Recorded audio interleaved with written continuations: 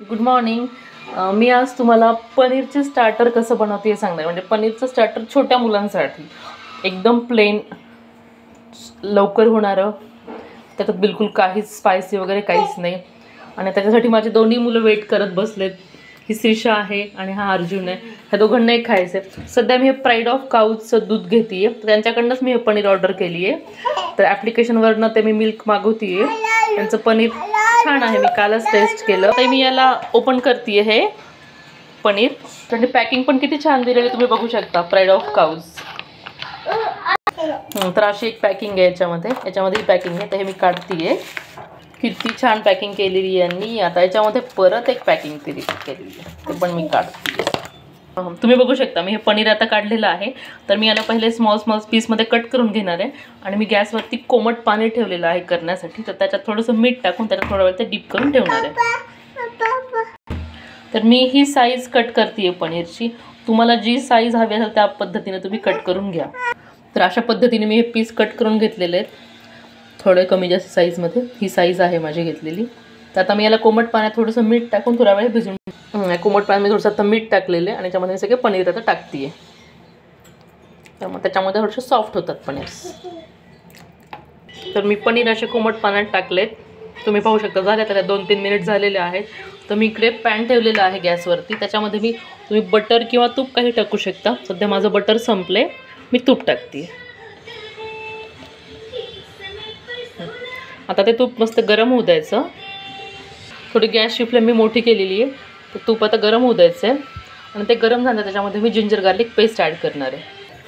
तूप आता गरम झाले, मी त्याच्यामध्ये जिंजर गार्लिक पेस्ट ॲड करते आहे. कारण जिंजर गार्लिक पेस्टमुळे खूप छान टेस्ट, थोडंसं मस्त येईल असं करून घेऊया. आता याच्यामध्ये मी सगळे पनीर टाकते.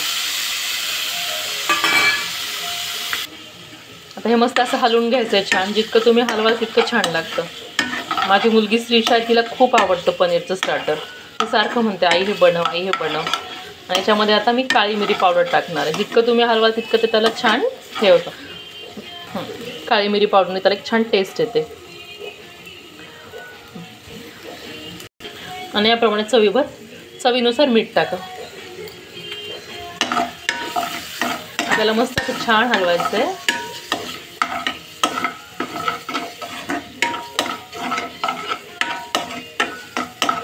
झालं. तुम्हाला जर वाटलं तुम्ही याच्यावरनं थोडीशी कोथिंबीर पण टाकू शकतात. तुमच्या मुलांच्या आवडीवरती येते.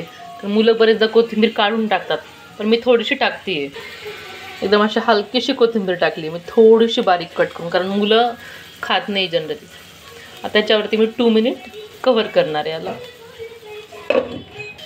झालं. आता हे मस्त लाल लाल दिसतंय. पण आता मी गॅस बंद करते. आता मी माझ्या मुलीला सर्व करते. तूप मी थोडं जास्त टाकलं आहे. मुलांच्या पोटात तूप जातं, पण त्यानिमित्ताने मुलं असं तूप खायचं टाळाटाळ करतात. मी आता सर्व करते माझ्या मुलीला. आता मी माझ्या मुलीसाठी सर्व केले प्लेटमध्ये. आणि तिचा तो आवडता फोक आहे तो दिला युनिकॉर्नचा. आता ती मस्त खाणार आहे तिचं आवडतं स्टार्टर. शिशू कसं झालं आहे? टेस्ट करून बघ बरं. कसं झालं आहे? छान झालं आहे. मला थोडं देशील? थोडंसं मी खाऊ? Yummy, tasty. Okay then, bye bye. Thank you guys. जर तुम्हाला माझा व्हिडिओ आवडला असेल तर please do like, share and subscribe my channel. जेवढं तुम्ही सबस्क्राईब करताल तेवढं मला पण छान वाटेल. लाईक करताल मला पण आवडेल.